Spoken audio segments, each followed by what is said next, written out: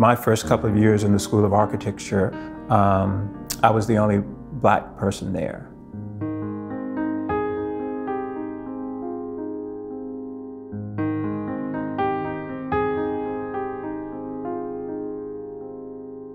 An advisor that I credit with helping me get through and navigate a lot of the situations in college that came up.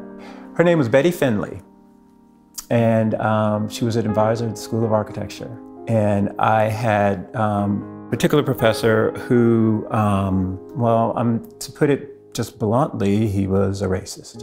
And I had been placed in his studio. And I walked into her office and I said, I've been placed into this person's class. And she said, don't say another word. And she switched me to another studio. She goes, you need to have a level playing field, and that's going to be an uphill battle for you.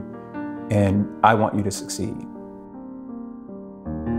You know, as anybody that gets a design or architecture education, you're at the building all hours of the night, you know, and I remember being there one night, and the janitorial staff came in, and there were two gentlemen, and they had been working at the university for a long time and in that particular building, and they had not seen another Black kid there.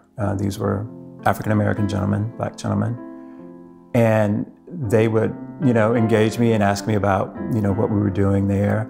And one night they gave me like $50 out of their own pockets. And I said, I can't take this. And they said, no, you will take this because we are so proud of you. And that was encouragement. I felt like, oh my God, I can't let them down. And a sense of somebody that looks like us is doing it. When I moved to Atlanta in 1985, probably in 1989, some friends and I were walking through this neighborhood, and I was like, oh my God, one day I wish I could live in Ansley Park in Atlanta. And when this opportunity came, I said, okay, here's my chance. Coming through the front door, there's a history and a connection to my family, my mother most prominently.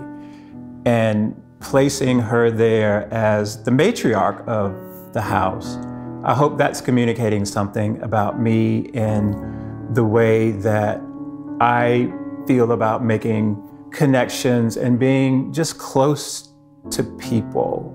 It's just a great feeling. I don't know quite how to explain it. I can say that I'm proud of where I'm from, and I think that's reflected in my home.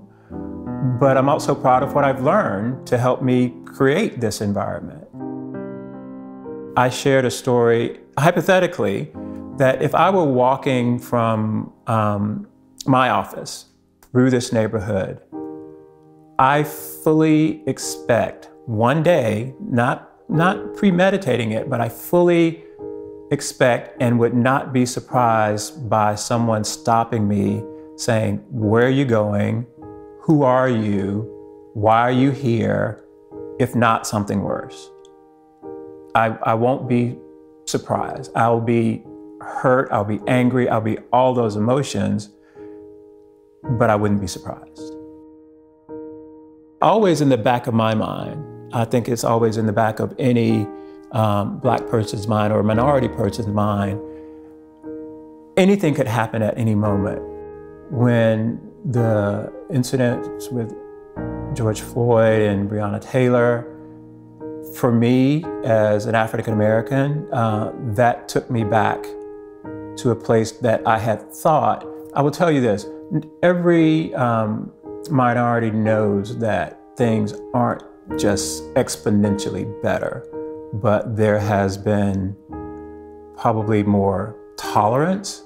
But when things like that happen, you know that there's this sort of underlying beast, if you will, that's still there, and that it goes a little sleepy, but then you see actions like that and you go like, oh my God, I had prayed that things like that wouldn't happen anymore, but they do.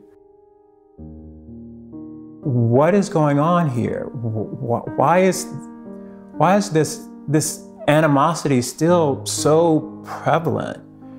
I don't understand it, because if I didn't have, growing up, if I didn't have hope, I wouldn't be sitting here. And the compassion of others to help me through my journey to get here. And with with the things that we've gone through in this past year, and seeing the lack of compassion it's heartbreaking, and it hurts. But we move on, and we have the patience to see a change in people. It's ironic, but the name of the church that I grew up in was Good Hope. I'm hopeful that I can provide an influence on someone that will have a huge impact on their life. The mentors that I have had, they were critical in my development, because literally it took me 30 plus years to get where I am now. And the path and the journey that I took, I wouldn't change it for anything. I tell you, for me, the joy has outweighed the difficult times. There's just something that feels right. And when it feels right, that will bring you more joy than anything.